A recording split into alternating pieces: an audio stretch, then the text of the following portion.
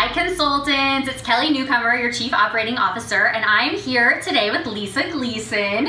Thank you, or Lisa Gleason Lesort. I'm so sorry, Lisa. I got a new last name. I know, congratulations. But as you know, Lisa Gleason Lesort is our resident stoneware expert, and we know you have had a lot of questions coming in, and this is really your stoneware one-on-one session. So let's get started. Lots of great questions have been coming in. So the first thing is we know that these are oven safe. Yes. But up to what temperature? Yeah, so here's what's so great about it. This can go in the oven up to 500 degrees. Not only the baker, but the bowl that Kelly's holding as well. So 500 degrees, that means you can broil in it, which is awesome. So you melt all those cheeses on top. Yum. Delicious food. I love it. Okay, so really any piece that's stoneware, not just our bakers. Sure. Anything can go in the oven up That's to 500 correct. degrees. Even the mugs. There you go. Oh, mug cakes. Mug cakes. Love it. French onion soup. Go ahead. What about the microwave?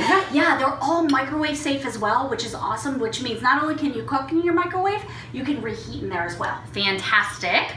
And then what about cleaning? So I last night was baking and my baker came out super messy. It just looked disgusting. Yep. Should I soak it overnight? You know what, that is such a great question and one that we hear all the time. So stoneware is naturally non-stick. You'll see that on the interior of the glaze. That means that cleanup is going to be a breeze. And as a matter of fact, you don't want to soak it, and here's why. When you turn your baker upside down, there's going to be a rim right here. You'll see it's not glazed. If you soak that in water, that unfinished portion will actually absorb the water. You don't want that to happen. So with your metal and with your glass, you're super used to having to scrub. Right. It's like an easy breezy, dishwasher safe. Shoot, I'm gonna have to go to the gym. That's my I know. workout. No, yeah, now you have to go back to the gym. I'm gonna show the eggplant bowl because you can see that rim right there a little bit easier. So it's that white rim right there that Lisa's talking about. Yeah. So fantastic news, but no soaking. Okay. Duly noted. What about metal utensils safe? Can you cut in it? Yeah. So not only can you cut in it with like your sharpest knife, but you can actually take a hand mixer like a KitchenAid or a Breville, whatever you have. You can mix right in here. That's what makes it one dish cooking. I love it. And you know what? I'm just going to call this out because the bowls we already covered can go in the oven as well. Yes. So I know when we've been out at gatherings, people are so impressed that they can just mix a cake mix right in the bowl. Put it in the oven. Yeah, or like your dips that you make in advance, mix right in there, pop it in the oven, and then you don't have all the cleanup at the end. It's so perfect. Okay, so what about an open flame? We know it can go in the oven, but what about like on the stovetop or on the grill even? Yeah, so the whole thing about stoneware is it cannot go on an open flame. So that means if you have a gas stove, no. You cannot put it on the grill either, even if it's a gas grill or a charcoal grill. Okay. You don't want to put it in there, okay? Okay, so no open flames. Okay, so we know it's prep, cook, serve, store. Yes. So you've now made this beautiful casserole, we'll say, and you put it in the freezer. Yes. Can you put that directly into the oven? Yeah, you know what, that's another great question. So here's the story with stoneware. You put it into a freezer, which is 32 degrees or below. If you want to then reheat that or cook that, what you're going to do is take your filled baker, put it into the oven, then turn the oven on.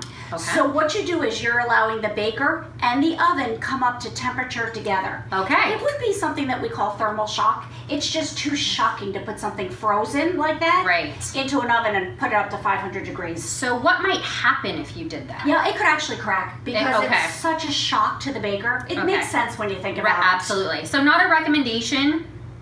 Yeah. You don't want your baker to break. You definitely want them to come to temperature together. Okay. Is that the same if you have leftovers now and it's in the refrigerator? What about putting that back in the oven? So that's fine. If something's from the refrigerator and you just have a normal refrigerator that chills your food, you can actually preheat your oven and put the baker from the refrigerator right in there. Oh, perfect. So different answer. So from freezer to oven is different than from refrigerator to oven. That's right. Excellent. Good to know. Okay, so we get a lot of comments about how beautiful our stoneware is. And it is. And because it's beautiful, people think, do I have to baby this? Oh, okay. So this is one of my favorite things to answer, right? Because it looks like something you would just use on display, like put it behind a glass shelf and never use it. Can I borrow your bowl for a second? Sure. Okay, I want to show you how durable stoneware is. Now listen to this. Wow. Okay, that's not going to break. No problem. If I did that with metal, it would buckle. If I did it with glass, well, you know what's going to happen if I do it with glass. Absolutely. This is durable and it's sturdy. Very durable. It's what our grandmothers used, so it's been around for centuries. I know. No, it's no secret to them. No. I know. We're just sharing the secrets to everyone who didn't know about it. That's right. All right. So we get a lot of questions into when our consultants are having their gatherings that customers might ask them, well, what's the difference between this stoneware and a piece of stoneware that I might be able to buy at a big box retail store? Sure. So, here's the honest answer. Stoneware is stoneware. So it has all those great qualities that we love.